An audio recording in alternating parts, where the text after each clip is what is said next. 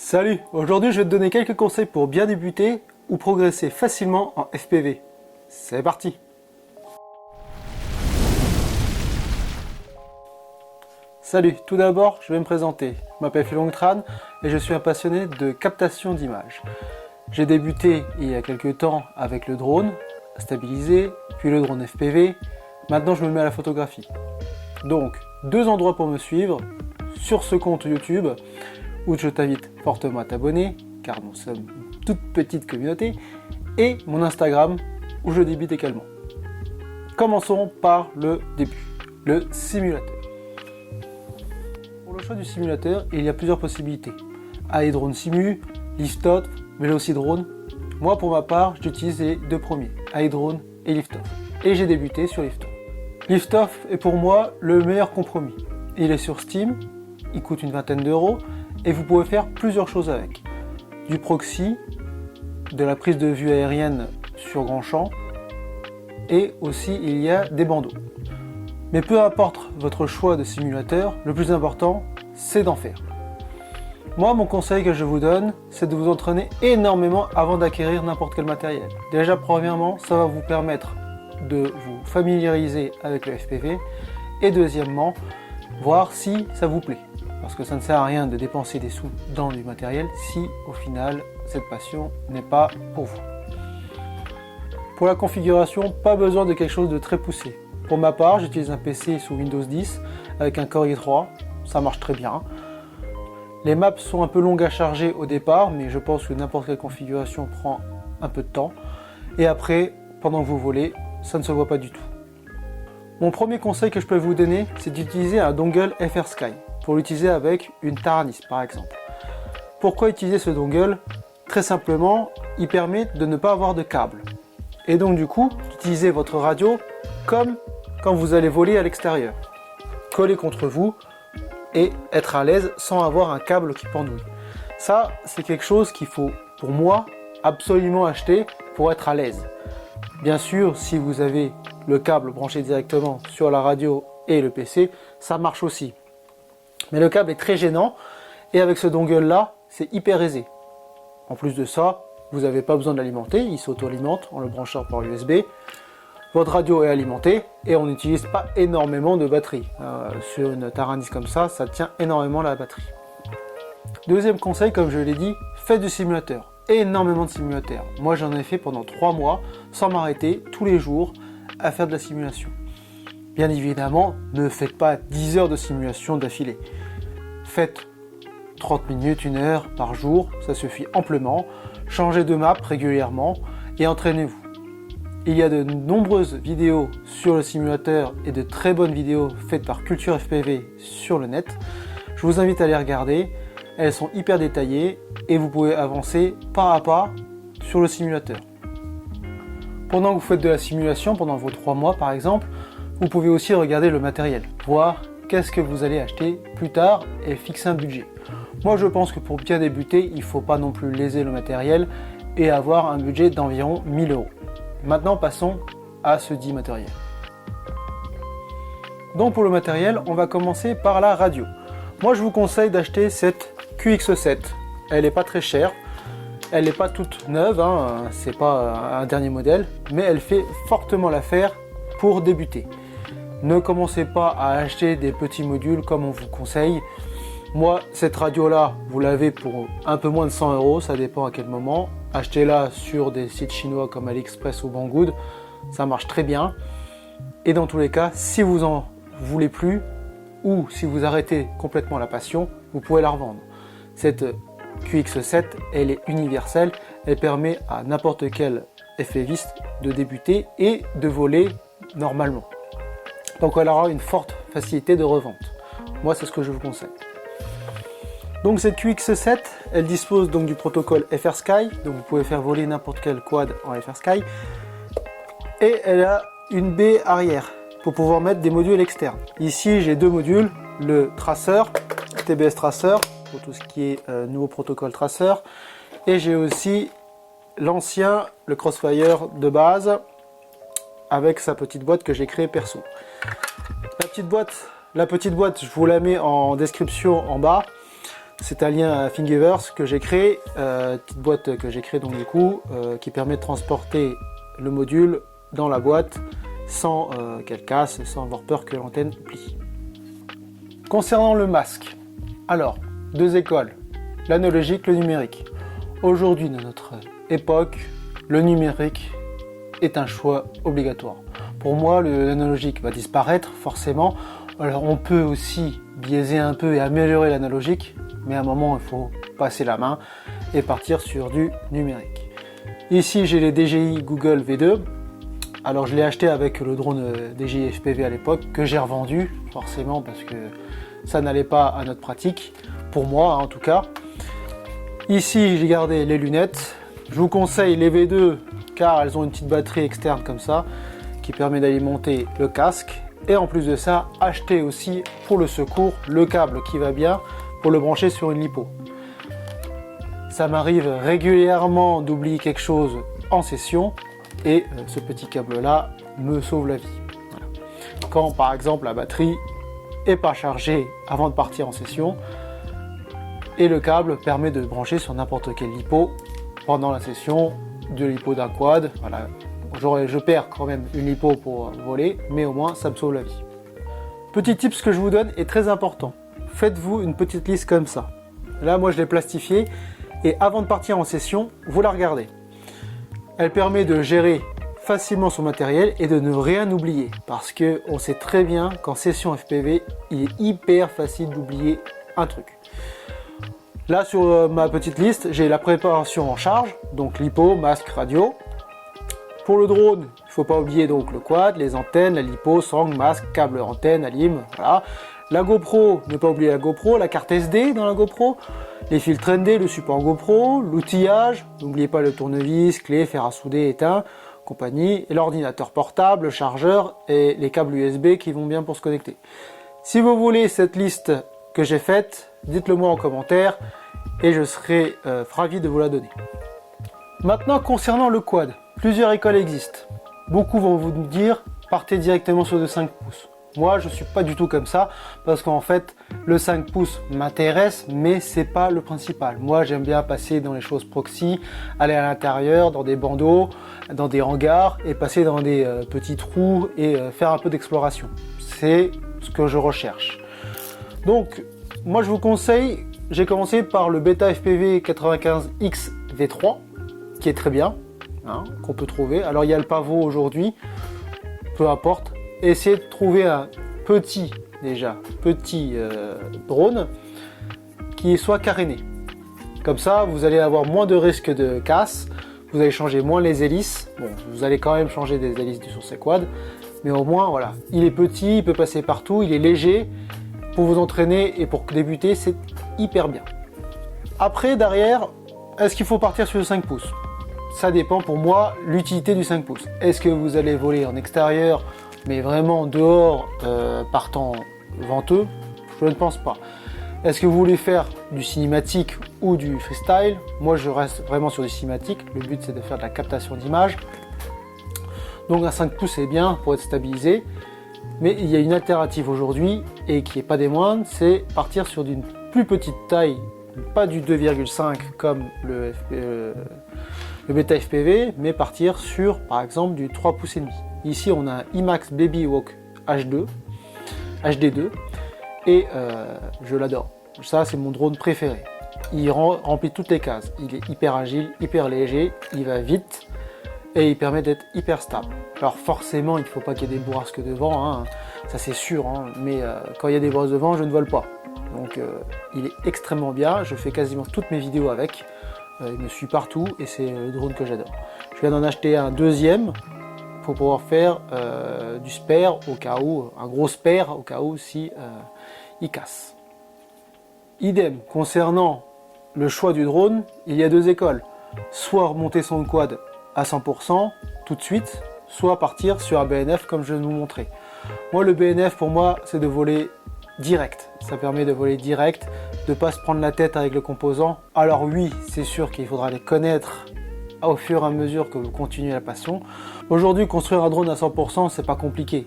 Il y a a pas trop de composants et c'est assez facile. En plus de ça, on a tous les aides sur Culture FPV ou UR FPV. Moi, le conseil que je vous donne encore, c'est de partir sur un BNF.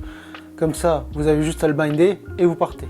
Pareil, à l'intérieur, le protocole d'un BNF, vous pouvez prendre divers protocoles. PNP, sans récepteur, un récepteur FrSky, un récepteur TBS Crossfire, voilà. Tout dépend de la communication que vous avez. À savoir que le FrSky, c'est très bien, mais ça n'a pas une très grande portée. Donc si vous avez un peu de sous à mettre sur le FPV, moi je vous conseille de partir directement sur des Crossfire avec un récepteur en BNF Crossfire du coup. Et comme ça, vous pourrez voler tout de suite avec une très grande portée. Concernant l'alimentation, vous avez deux grandes familles, les 4S et les 6S. Moi, tous mes quads sont en 4S. Ça me permet d'avoir une polyvalence, de pouvoir mettre mes batteries 4S sur n'importe quel quad, du tout petit au 5 pouces. Elles sont moins chères et moins encombrantes. Beaucoup plus d'avantages pour moi à partir en 4S qu'en 6S. Forcément, le 6S a plus de patates, mais moi, pour mon utilisation, j'ai pas besoin de 6S. Dehors, je vole avec un Nazgul en 5 pouces, même quand il y a du vent, ça tient sans problème. Donc pour moi, le 4S est un très bon choix pour débuter et pour continuer à mon niveau. Je partirai pas sur du 6S et toute ma flotte est en 4S, donc je vais rester sur du 4S. Au niveau du chargeur, il y a plusieurs modèles. Moi, pour ma part, je vais vous conseiller d'acheter ce toolkit RC qui permet de charger 4 batteries à la fois. Je suis en 4S, donc tout va bien. C'est des chargeurs 4S. Il n'existe pas en 6S. Donc vous avez deux modèles, le XT30 et le XT60. Moi, je dispose des deux. Les deux fonctionnent parfaitement. Beaucoup d'internautes ont eu des problèmes avec ce chargeur. Moi, j'en ai 3 et personnellement, je n'ai aucun problème. Il marche extrêmement bien. J'ai deux XT30 et un modèle en XT60. Ce chargeur-là, il est à 5 ampères max. Donc, vous pouvez mettre diverses tensions, alors du 4S, du 3 ou du 2DS, même du AS, en simultané. Donc, c'est ça son avantage, avec les capacités qui ne sont pas les mêmes. Donc, moi, généralement, je charge mes petites batteries de 750 mAh, avec aussi des batteries en 1300 mAh en même temps. Donc, ce chargeur-là, pour moi, il est idéal. Il m'a jamais laissé tomber. J'ai jamais eu de problème et sur mes 3 chargeurs que j'ai. Donc franchement, pour moi, c'est de la bonne cam. Et en gros, à partir de là, vous êtes prêt à voler. Vous avez une radio, un quad, un chargeur et des lipos. Mais ce n'est pas tout. Forcément, en session, on va cracher, casser. Personne ne fait des vols propres dès le début et même quand vous êtes expérimenté, on crache forcément. Donc ce que je vous conseille, c'est de récupérer toutes les pièces détachées principaux. Une pièce détachée? Oui, une pièce détachée, donc principale. Donc les pièces détachées principales sont des hélices, de la visserie, peut-être des supports GoPro si vous avez une caméra sur votre quad. Voilà, ça c'est les éléments principaux. Par contre, quand vous partez en session, je vous conseille de prendre un tournevis. Alors là, c'est un tournevis électrique. Pas besoin d'avoir un tournevis électrique, mais au moins d'avoir quelque chose pour visser l'hélice. Visser tout ce qui est écrou pour les hélices si vous êtes sur du 5 pouces est primordial. Quand on part en session, on a toujours des problèmes sur place. Donc permettre la réparation directement sur place au lieu de rentrer à la maison est primordial pour moi.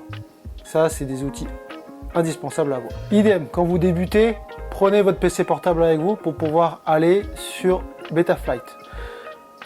Il y a toujours des petits réglages qu'on n'a pas pensé et qu'on doit changer directement. Alors au lieu de rentrer à la maison et changer le réglage, prenez votre PC portable avec Betaflight. Prenez une pochette comme ça et mettez tout ce qui est donc visserie, mais aussi câble, pour pouvoir faire la communication entre votre PC et votre quad.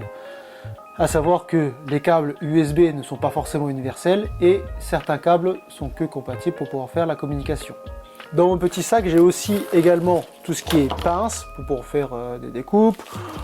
Bon, ça, vous avez énormément de vidéos, dont Culture FPV, dont UR FPV, qui vous expliquent tout ça. Je suis pas là non plus pour vous expliquer l'intégralité, mais pour moi, ce qui est primordial quand vous partez en session, c'est aussi ça, le fer à souder pour pouvoir souder n'importe quelle patte qui a été endommagée pendant un crash. Donc ça sera peut-être l'ordre d'une autre vidéo pour le matériel en pièces détachées. Donc quand vous partez en session, prenez votre matériel standard et quelques pièces détachées et quelques outillages. C'est mon conseil. Ici on a le petit TS100, très connu dans le monde du modélisme. Il se branche sur une lipo. Donc là, ici là c'est un câble pour du XT60 et j'ai mis aussi mon petit adaptateur pour du XT30 parce que j'ai beaucoup d'XT30. À savoir que quand vous achetez ce petit fer à souder là, le câble là n'est pas fourni. Il est à nu et on peut l'alimenter de plusieurs manières différentes. Achetez ce câble là, ne l'oubliez pas, moi j'avais oublié au départ. Ce qui permet voilà, de l'alimenter soit sur du XT60 soit sur du XT30. Et il marche extrêmement bien. Donc maintenant avec tout ce matériel vous êtes prêt à voler. Donc faites attention aux zones géographiques où vous volez. Faites très attention, donc il y a du géoportail pour vérifier, divers sites. Moi je vous conseillerais de voler avec le bon sens. Ne volez pas au-dessus de personne. Essayez de trouver un coin tranquille où que personne ne va vous embêter parce que c'est extrêmement chiant d'être avec son masque, on ne voit plus rien, et de voler et d'avoir des gens qui passent à côté de vous ou qui peuvent vous poser des questions. Donc essayez de trouver un endroit calme où c'est pas exposé aux personnes et faire vos premiers vols en tout cas. Donc le premier conseil que je vais vous donner, c'est d'utiliser votre radio sur le simulateur comme quand vous êtes en session. Et pour moi, la meilleure position qui existe, c'est d'être debout. Moi, j'ai commencé directement à voler debout. Donc forcément, au départ, c'est pas évident. Vous avez une sensation de vertige. Quand vous tournez à droite, votre corps va aller sur la droite, donc vous pouvez déséquilibrer. Surtout quand vous avez votre masque sur la tête, c'est pas évident au départ. Mais forcez-vous à être debout. Pourquoi debout? Parce qu'en fait, vous pouvez voler dans n'importe quelle situation. Quand vous allez démarrer sur un spot, vous n'êtes pas forcément avoir une chaise ou vous n'allez pas emmener votre chaise, ça vous évite d'emmener une chaise et vous volez directement debout. Alors au départ, le conseil pour voler debout, c'est de vous prendre appui sur quelque chose. Moi par exemple, quand je suis en session, je trouve toujours un petit point d'appui, soit un muret, soit un arbre, soit un caillou assez haut, je me prends appui. Donc je m'appuie, j'ai un contact avec cet objet fixe et ça me permet, moi, dans l'espace, d'être repéré, de savoir où je suis. Quand je vais voler, je vais tourner à droite, et ben, j'aurai toujours mon point d'appui et moi, mon corps saura garder l'équilibre. Donc voilà, mon conseil, c'est de voler dans la même position en session que sur le simulateur. Donc moi, debout. Après, forcément, avec l'habitude, vous pouvez voler assis, debout, en simulateur, sans problème. Donc pour moi, le plus important quand on débute, c'est de voler dans la même position sur simulateur et en session. Donc voilà, pour moi, de mon côté, je vole comme ça. J'ai ma sangle qui est attachée à mon cou. La radio, elle est posée, je peux la lâcher à 100%. Elle repose sur mon petit bidon. Et je vole en pinçant mes sticks. Et mes doigts sont posés sur ma radio et je la maintiens comme ça. Là, j'ai lâché les pouces, ok, et j'arrive à la maintenir comme ça. Je la pose et je pince mes deux sticks. Ça, pour moi, c'est la meilleure position. C'est ma position, je le rappelle.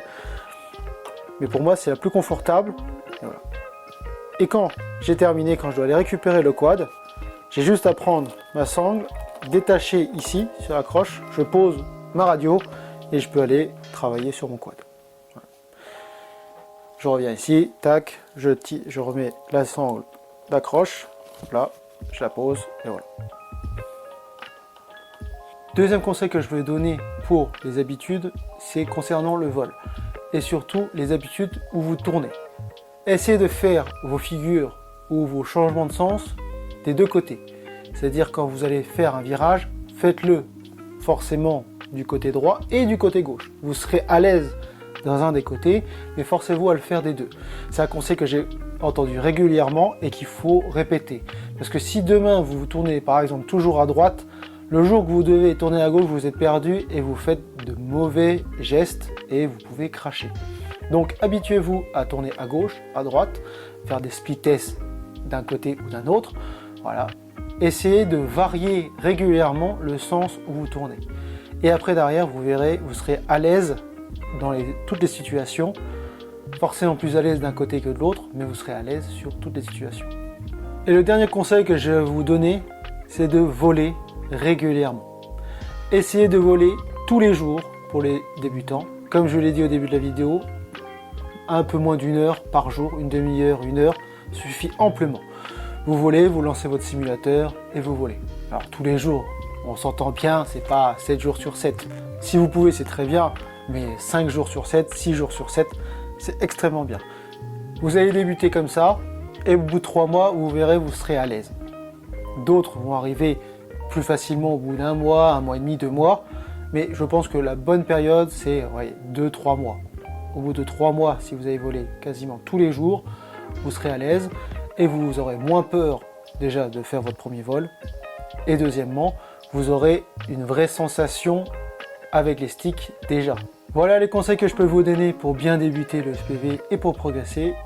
Si vous avez d'autres idées ou des conseils à me donner, vous pouvez les mettre en commentaire et je serai ravi de vous répondre. Pour ma part, je vais faire d'autres vidéos sur des sujets plus précis. Entre temps, bon vol à tous, volez avec sécurité, même s'il fait un peu froid en ce moment. À bientôt, salut!